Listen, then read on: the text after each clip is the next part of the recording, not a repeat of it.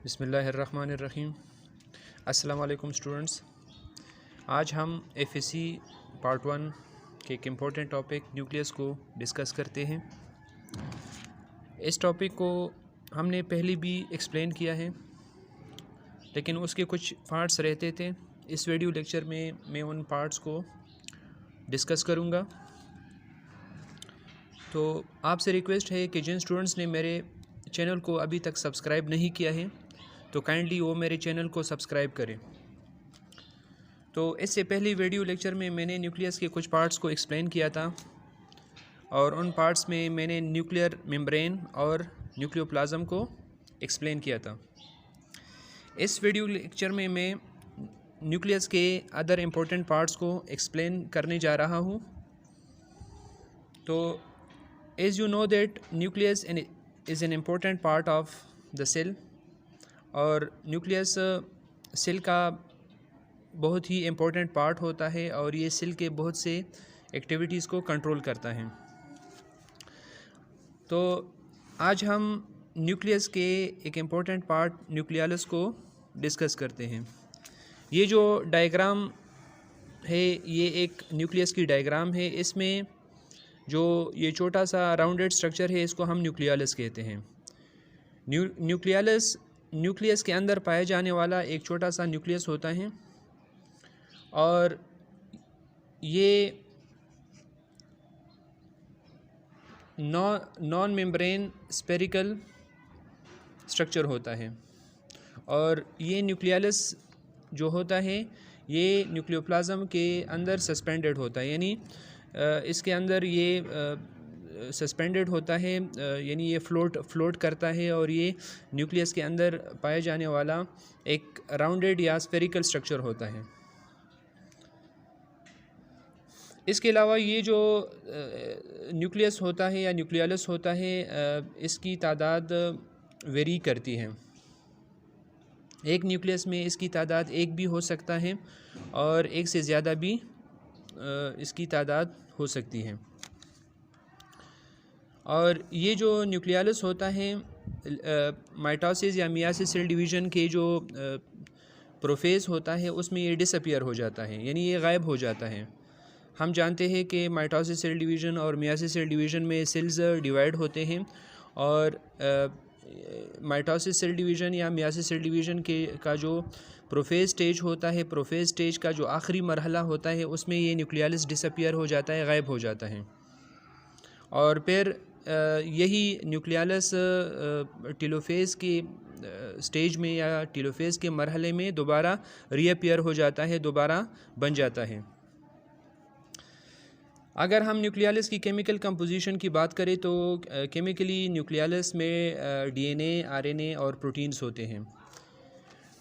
जो आरएनए की मिक़दार होती है, यानी कितनी आरएनए बनती है न्यूक्लियस के अंदर, यानी ये जो न्यूक्लियस होता है इसमें 70 अप टू 80% आरएनए बनती है। यानी सेल के अंदर जो आरएनए बनती है वो न्यूक्लियस के अंदर बनती है और 70 अप टू 80% आरएनए या राइबो न्यूक्लिक एसिड न्यूक्लियस के अंदर ही बनता है। फिर इस न्यूक्लियस के फिर 2 पार्ट्स हैं, पेरिफेरल ग्रेनुलर एरिया और सेंट्रल फिब्रिलर एरिया। ये न्यूक्लियस के 2 पार्ट्स हैं। पहले हम पेरिफेरल ग्रेनुलर एरिया को डिस्कस करते हैं। इसमें प्री कर्सर ऑफ राइबोसोमल सब यूनिट्स होते हैं, यानी इसमें प्री क्यूसर ऑफ राइबोसोमल सब यूनिट्स होते हैं। यानी ये जो न्यूक्लियस होता है इसके अंदर एक पेरिफेरल ग्रेनुलर एरिया होता है और इसके अंदर जो चीज़ प्रेजेंट होती है वो है राइबोसोमल सब यूनिट्स, यानी राइबोसोम के छोटे छोटे यूनिट्स इस न्यूक्लियस के अंदर प्रेजेंट होते हैं। तो इस रीजन को पेरिफेरल ग्रेनुलर एरिया कहा जाता है। दूसरा जो एरिया होता है न्यूक्लियस का उसको हम सेंट्रल फिब्रिलर एरिया कहते हैं और इसमें सेंट्रल फिब्रिलर एरिया में आरएनए आरएनए के बड़े बड़े सब यूनिट्स पाए जाते हैं। यानी सेंट्रल फिब्रिलर एरिया में लार्ज मॉलिक्यूलर वेट के आरएनए प्रेजेंट होते हैं। तो ये इन दोनों में डिफरेंस होता है। यानी पेरिफेरल ग्रेनुलर एरिया में राइबोसोम्स के स्मॉलर सब यूनिट्स होते हैं और सेंट्रल फिब्रिलर एरिया में आरएनए के जो बड़े यूनिट्स होते हैं ये सेंट्रल फिब्रिलर एरिया में पाए जाते हैं। फिर न्यूक्लियस के अंदर, ये जो न्यूक्लियस है इसके अंदर क्रोमोसोम्स भी पाए जाते हैं। क्रोमोसोम्स डार्क स्टेनिंग बॉडीज़ होते हैं, यानी डार्क कलर के बॉडीज़ होते हैं, और ये जो क्रोमोसोम्स होते हैं ये जेनेटिक इन्फॉर्मेशन को पेरेंट्स से ऑफस्प्रिंग्स में ट्रांसफ़र करते हैं। यानी वालिदैन से बच्चों में जो खुसूसियात ट्रांसफ़र होती है ये इन क्रोमोसोम्स की बदौलत या इनकी वजह से ट्रांसफ़र होती है। और क्रोमोसोम्स को ये जो स्ट्रक्चर्स है, या इधर भी मैंने ड्रा किया है, ये जो स्ट्रक्चर्स है इसको डब्ल्यू फ्लेमिंग ने 1882 में डिस्कवर किया था। क्रोमोसोम्स में दो चीज़ें होती हैं, यानी ये क्रोमोसोम्स दो चीज़ों से बने होते हैं, डीएनए और आरएनए। यानी ये जो स्ट्रक्चर्स होते हैं जिनको हम क्रोमोसोम्स को कहते हैं और ये न्यूक्लियस में पाए जाते हैं, इनमें डीएनए और आरएनए होती हैं। क्रोमोसोम की स्ट्रक्चर की अगर हम बात करें तो ये जो स्ट्रक्चर्स होते हैं रेस्टिंग फेज़ में, अगर एक सेल रेस्टिंग फेज़ में हो तो क्रोमोसोम को हम क्रोमेटिन नेटवर्क की शक्ल में देख सकते हैं। यानी जब एक सेल डिवाइड ना हो रहा हो, सेल रेस्टिंग फेज़ में हो, तो उसके अंदर ये क्रोमोसोम्स इस तरह नहीं होते, वो बारीक दागों की शक्ल में, थ्रेड्स की शक्ल में होते हैं जिनको हम क्रोमेटिन नेटवर्क कहते हैं। लेकिन जब सेल बड़ा हो जाता है, सेल की ग्रोथ कंप्लीट हो जाती है और वो डिवीज़न के काबिल हो जाता है, तो फिर वो बारीक थ्रेड्स इन स्पेसिफिक स्ट्रक्चर्स में कन्वर्ट हो जाते हैं और इनको फिर हम क्रोमोसोम्स कहते हैं। तो फिर हर क्रोमोसोम के जो पार्ट्स होते हैं, हर क्रोमोसोम के यानी दो क्रोमेटिड्स होते हैं, ये एक क्रोमेटिड है और ये दूसरा क्रोमेटिड है, और ये दोनों क्रोमेटिड्स सेंट्रोमियर की मदद से एक दूसरे के साथ जुड़े होते हैं, एक दूसरे के साथ कंबाइन होते हैं। तो क्रोमेटिड्स यानी क्रोमोसोम्स के पार्ट्स होते हैं और ये सेंट्रोमियर की मदद से एक दूसरे के साथ कनेक्टेड रहते हैं, एक दूसरे के साथ अटैच होते हैं।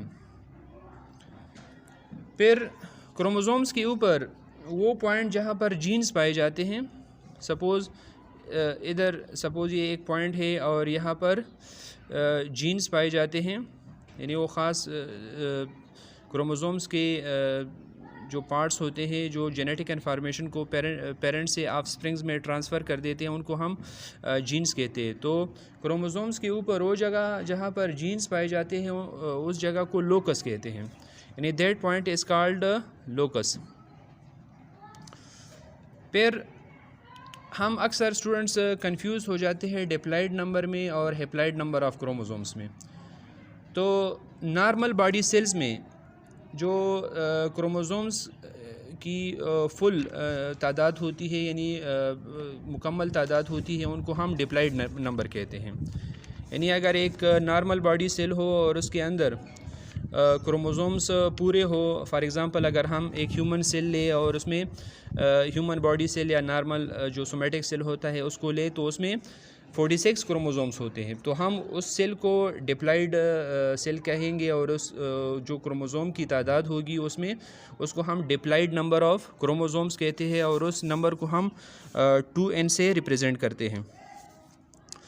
अगर हम उस डिप्लॉइड नंबर को 2 पर डिवाइड करें, यानी उसको हाफ ले, तो उसको फिर हम हैप्लॉइड नंबर कहते हैं और हैप्लॉइड नंबर को हम स्मॉल n से रिप्रेजेंट करते हैं। तो diploid number of chromosomes, the full number of chromosomes present in the somatic cells is called diploid number, and the half number of chromosomes in a cell is called haploid number. अगर हम human cell की बात करें तो human cell का जो diploid number होता है वो 46 होता है और हैप्लॉइड नंबर 23 होता है। फिर हम क्रोमोसोम्स की फंक्शंस को डिस्कस करते हैं कि क्रोमोसोम्स के फंक्शंस क्या हैं, या न्यूक्लियस के जो फंक्शंस होते हैं उनको हम डिस्कस करते हैं कि न्यूक्लियस के जो फंक्शंस होते हैं वो क्या क्या होते हैं। पहला जो फंक्शन होता है इस न्यूक्लियस का वो ये होता है कि ये सेल की तमाम एक्टिविटीज़ को कंट्रोल करता है। Nucleus controls all the activities of the cell, यानी ये जो न्यूक्लियस सेल के अंदर पड़ा होता है ये सेल के तमाम कामों को, तमाम एक्टिविटीज़ को कंट्रोल करता है। इसके अलावा ये जो न्यूक्लियस होता है इसके अंदर क्रोमोसोम्स होते हैं जो डीएनए के बने होते हैं, और ये क्रोमोसोम्स कैरेक्टर्स को या जो ट्रेड्स होते हैं उनको पेरेंट्स से ऑफस्प्रिंग्स में ट्रांसफ़र करते हैं। तो एक एक्टिविटी या एक फंक्शन न्यूक्लियस का ये भी होता है कि न्यूक्लियस के अंदर क्रोमोसोम्स होते हैं और जो डीएनए के बने होते हैं, और उन पर जीन्स होते हैं जो ट्रेड्स को या कैरेक्टर्स को वन जनरेशन से सेकंड जनरेशन में ट्रांसफ़र कर देते हैं। इसके अलावा एक फ़ंक्शन क्रोमोसोम का ये भी होता है कि यानी न्यूक्लियस का कि यानी न्यूक्लियस में जो आरएनए बनती है वो न्यूक्लियालिस में बनती है। जिस तरह पहले मैंने आपको बताया कि न्यूक्लियस के अंदर जो छोटा सा न्यूक्लियस होता है उनको हम न्यूक्लियालिस कहते हैं, दिस इज़ कॉल्ड न्यूक्लियालिस। तो न्यूक्लियालिस के अंदर आरएनए बनती है, राइबो न्यूक्लिक एसिड बनता है, जिसकी मदद से आगे फिर प्रोटीन्स सिंथेसिस होती है, प्रोटीन्स बनते हैं सेल्स के अंदर। तो यानी आरएनए की भी सिंथेसिस होती है सेल्स में, और ये सेल्स जो होते हैं इनमें ये कैरेक्टर्स पाए जाते हैं कि ये कैरेक्टर्स को ट्रांसफ़र कर देते हैं। यानी आरएनए, जिस तरह मैंने आपको बताया कि आरएनए ये सेल के अंदर बनता है डीएनए की मदद से, और फिर ये आरएनए यानी न्यूक्लियर मेम्ब्रेन की मदद से या इनकी न्यूक्लियर मेम्ब्रेन के अंदर जो पोर्स होते हैं वहाँ से निकल जाता है। तो आरएनए भी न्यूक्लियस के अंदर बनता है, और आरएनए फिर न्यूक्लियस से न्यूक्लियोपोर्स जो छोटे छोटे सुराख होते हैं न्यूक्लियर मेम्ब्रेन में, उनके थ्रू वो निकल जाते हैं और साइटोप्लाज्म में आ जाते हैं, जो बाद में प्रोटीन सिंथेसिस में अपना रोल प्ले करते हैं। तो आरएनए भी न्यूक्लियस के अंदर बनती है। फिर हम राइबोसोम्स को के बारे में भी ये कहते हैं, यानी राइबोसोम्स के बारे में भी ये रिसर्च हुई है कि ये जो राइबोसोम्स होते हैं ये न्यूक्लियालिस के अंदर सिंथेसाइज होते हैं। न्यूक्लियस के अंदर जो छोटा सा न्यूक्लियस होता है उसमें ये राइबोसोम्स बनते हैं जो कि आगे फिर प्रोटीन सिंथेसिस में हेल्प करते हैं। इसके अलावा ये जो एक्सचेंज ऑफ मटेरियल्स का अमल होता है, यानी बाहर न्यूक्लियस के बाहर जो साइटोप्लाज्म होता है और न्यूक्लियस के अंदर जो न्यूक्लियोप्लाज्म होता है, उनके दरमियान में जेनेटिक इन्फॉर्मेशन की जो एक्सचेंज होती है या जो मालूमात की एक्सचेंज होती है, मालूमात का तबादला होता है, वो इस न्यूक्लियर मेम्ब्रेन की मदद से होता है। और न्यूक्लियस का एक फंक्शन ये भी है कि ये जेनेटिक मटेरियल को प्रोटेक्ट करता है, यानी न्यूक्लियस के अंदर जो जेनेटिक मटेरियल होता है, क्रोमोसोम्स होते हैं या डीएनए होती है, वो इस